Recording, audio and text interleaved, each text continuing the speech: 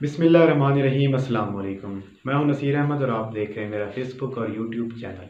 उम्मीद करता हूं कि आप बखैर वाफियत से होंगे और जहां भी होंगे अपने अहल खाना समेत खुश भी होंगे और महफूज भी होंगे। आज हम बात करेंगे बीएस एनेस्थीसिया के हवाले से। आज हम बीएस एनेस्थीसिया की पूरी डिटेल आपके सामने रखेंगे, जिसमें 8 स्टेप हैं।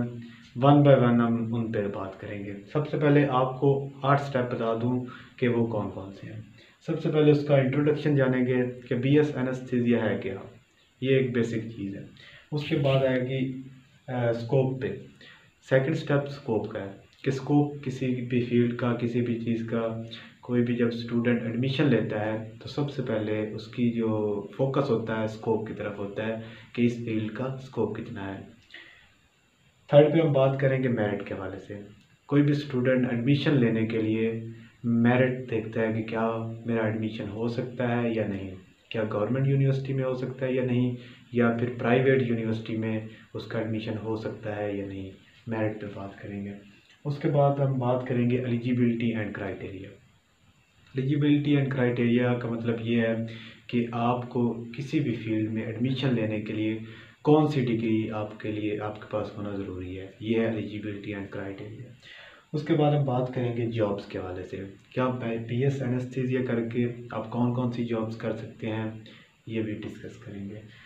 उसके बाद छठा नंबर पे है ड्यूटी टाइमिंग्स के हवाले से। आप बीएस एनेस्थीसिया करके आप कौन सी जॉब्स कर सकते हैं, किस टाइम कर सकते हैं, क्या क्या टाइमिंग्स हो सकती हैं। उसके बाद हम बात करेंगे यूनिवर्सिटीज़ के हवाले से। बहुत सारे स्टूडेंट होते हैं जिनको ये नहीं पता होता कि बीएस एनेस्थीसिया कौन कौन सी यूनिवर्सिटीज़ करवा रही हैं, तो उनके हवाले से भी बात करेंगे कि कौन कौन सी यूनिवर्सिटीज़ बीएस एनेस्थीसिया करवा रही हैं और कौन सी यूनिवर्सिटी उनके लिए बेहतर है जो बीएस एनेस्थीसिया करवा रही है। उसके बाद हम बात करेंगे सैलरी पैकेजेस के हवाले से। क्या बीएस एनेस्थीसिया करके आप क्या एक्सपेक्ट करते हैं कि आपको सैलरी पैकेज मिल सकता है, इस पे भी हम बात करेंगे तफसीलन। सबसे पहले हम बात करेंगे इंट्रोडक्शन के हवाले से। अगर इंट्रोडक्शन हम बीएस एनेस्थीसिया का देखें तो बहुत सारे ऐसे स्टूडेंट होते हैं जिनको ये नहीं पता होता कि बीएस एनेस्थीसिया है क्या। लफ्ज़ एनेस्थीसिया जब उनके माइंड में आता है उनको नहीं समझ आती कि एनेस्थीसिया है क्या। एनेस्थीसिया आप कह लें कि जब किसी भी पेशेंट का कोई ऑपरेट हो रहा होता है उससे पहले पेशेंट को बेहोश करते हैं ताकि उसको पेन ना हो। अगर पेन हो तो वो बेहोशी की हालत में हो, या जहाँ पे जिस साइड पे जिस जगह पे वो ऑपरेट होता है वो उसको सुन कर देते हैं। वो काम होता है एनेस्थीसियोलॉजिस्ट का।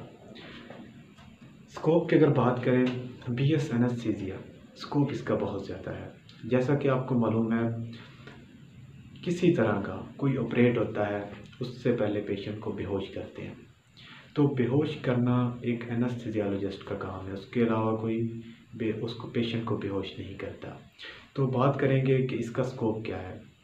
आप देखें कि जितने जिस्म के हिस्से हैं हर हिस्से का ऑपरेट पॉसिबल है आज के दौर में। आपके कान का ऑपरेशन हो सकता है, ऑपरेशन से पहले आपको ज़रूरत पड़ेगी एनेस्थीसियोलॉजिस्ट की। नाक का ऑपरेशन हो सकता है, नाक के ऑपरेशन होने से पहले पेशेंट को बेहोश करने के लिए एनेस्थीसियोलॉजिस्ट की ज़रूरत पड़ेगी। आपकी आंख का ऑपरेशन है, पेशेंट को बेहोश करने के लिए एनेस्थीसियोलॉजिस्ट की ज़रूरत पड़ेगी। आपके अगर लीवर ट्रांसप्लांट हो सकता है, किडनी ट्रांसप्लांट हो सकता है, किडनी का ऑपरेट हो सकता है, लीवर का ऑपरेट हो सकता है, आपके हार्ट का ऑपरेट हो सकता है, किसी भी चीज़ का ऑपरेट होता है तो ऑपरेशन से पहले पेशेंट को बेहोश करते हैं। बेहोश कौन करता है? एनेस्थीसियोलॉजिस्ट करता है। जैसा कि आपको मालूम है दिन ब दिन ट्रैफिक बढ़ती जा रही है और ट्रैफिक बढ़ने की वजह से बहुत सारे जो रोड एक्सीडेंट हैं वो उनकी तादाद बढ़ती जा रही है। तो जब किसी भी पेशेंट जब वो एक्सीडेंट होता है तो अल्लाह माफ़ करे, ज़िंदगी मौत अल्लाह के हाथ में है। जो डॉक्टर्स होते हैं वो तो कोशिश करते हैं कि पेशेंट जो है वो ठीक हो जाए, उनकी तो यही कोशिश होती है। पर जो भी होता है अल्लाह की मर्ज़ी से होता है, अल्लाह करता है। तो डिस्कस कर रहे थे कि अगर कोई पेशेंट किसी का एक्सीडेंट होता है तो उसकी कोई हड्डी फ्रैक्चर हो जाती है तो उसको ऑपरेट करने के लिए भी एनेस्थीसियोलॉजिस्ट की ज़रूरत पड़ती है, क्योंकि उसको पहले बेहोश करते हैं। तो एनेस्थीसिया का बहुत ज़्यादा स्कोप है। जो स्कोप है किसी भी फील्ड का वो बहुत ज़्यादा इम्पोर्टेंट है, इसलिए स्कोप पे हमने बहुत ज़्यादा बात की है। नेक्स्ट हम बात करेंगे मेरिट के हवाले से। एनेस्थीसिया का अगर मेरिट की बात करें, हर यूनिवर्सिटी का अपना अपना क्राइटेरिया होता है। अगर आप गवर्नमेंट किसी कॉलेज में या किसी यूनिवर्सिटीज़ में आप जाते हैं तो वहाँ पे मेरिट बहुत ज़्यादा हाई होता है, और हर साल वहाँ पे मेरिट डिफरेंट होता है। किसी भी आप पिछला रिकॉर्ड देख लें तो मेरिट सेम नहीं होता किसी भी यूनिवर्सिटी का। अलबत्ता आप किसी प्राइवेट यूनिवर्सिटी में जाते हैं, कुछ यूनिवर्सिटीज़ ऐसी होती हैं कि वो 45% पे एडमिशन दे देती हैं। कुछ यूनिवर्सिटीज़ होती हैं जो 50% पे देती हैं। कुछ यूनिवर्सिटीज़ ऐसी भी हैं जो 60% पे एडमिशन देती हैं। लेकिन जो HEC की रिक्वायरमेंट है वो है 45%। 45% से अगर कोई कम आपको एडमिशन देता है तो वो समझो आपकी फेक डिग्री आपको मिलेगी, या वो यूनिवर्सिटी वाले आपके साथ धोखा कर रहे हैं। ये बात आप ज़हन में रख लें, क्योंकि HEC ने डिग्री देनी है। HEC की रिक्वायरमेंट है 45% मार्क्स इन FSC।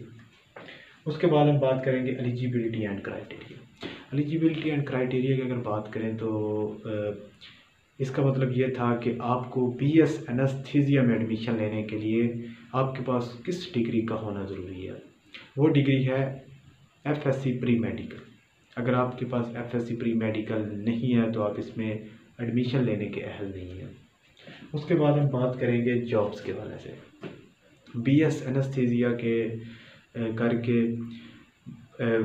जो स्टूडेंट होते हैं वो सोचते हैं, उनके दिमाग में सबसे जो बड़ा सवाल ये निशान होता है वो जॉब्स के बारे से होता है कि BS एनेस्थीसिया करके हम कौन सी जॉब्स कर सकेंगे, हमारे पास क्या अपॉर्चुनिटी है।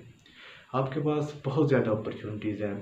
इस टाइम BS एनेस्थीसिया की जो गवर्नमेंट हॉस्पिटल में, वहाँ पे उनके पास BS एनेस्थीसिया वाले जो एनेस्थीसियोलॉजिस्ट होते हैं वो अवेलेबल नहीं है।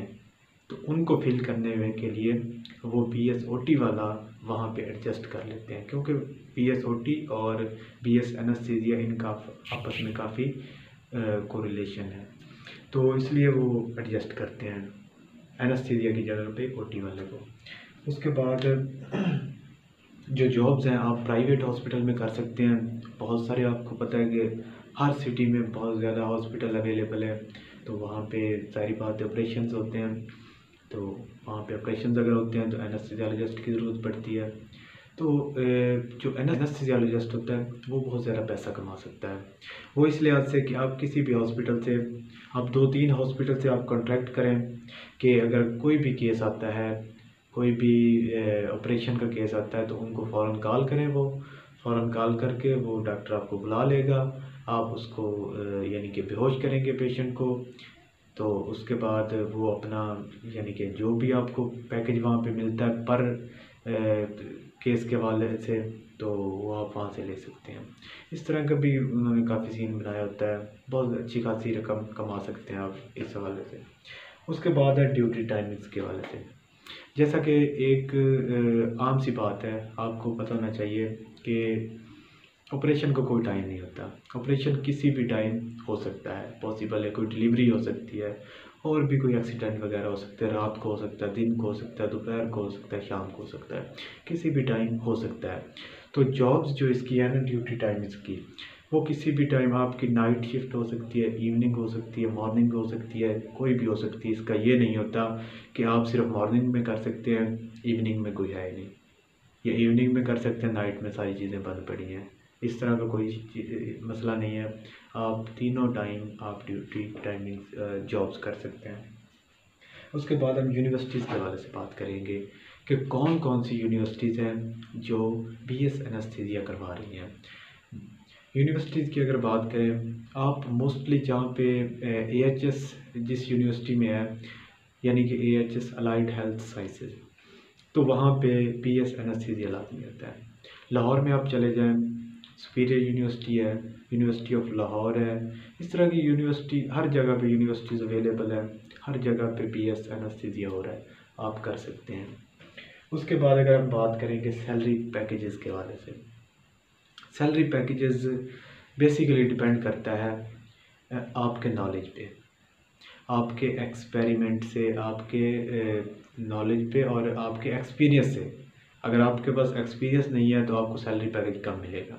अगर आपके पास एक्सपीरियंस अच्छा खासा है, ज़्यादा है, नॉलेज है, चीज़ों के बारे में आपको पता है, इंस्ट्रूमेंट का पता है, मेडिसन का पता है, तो आपका जो सैलरी पैकेज है वो बढ़ जाएगा। अगर आपका सैलरी पैकेज कम है, इट्स मीन कि आपके पास नॉलेज नहीं है या आपके पास एक्सपीरियंस नहीं है। नॉर्मली अगर बीएस एनेस्थीसिया करके, अगर नॉर्मली बात करें बीएस एनेस्थीसिया करके आप तकरीबन नॉर्मली जो मिनिमम 50,000 कमा सकते हैं एक सिंगल ड्यूटी करके किसी भी हॉस्पिटल में।